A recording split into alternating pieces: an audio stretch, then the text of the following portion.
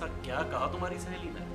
वो बता रही थी कि उसकी नंद के यहाँ ना बेटी पैदा हुई है, वो भी पूरे 5 साल के बाद। ये तो अच्छी बात है।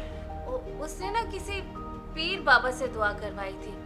तो गुलशन कह रही थी कि अगर तुम चलो तो तुम्हारे लिए भी औलाद की दुआ करवा आते हैं।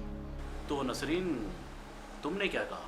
मैंने तो कहा कि आपसे पूछूंगी फिर बताऊंगी। देखो नसरीन, तुम एक पढ़ी लिखी खातून हो।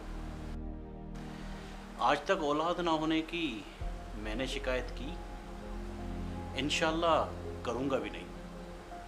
और ये सब तो अल्लाह ताला के फैसले हैं।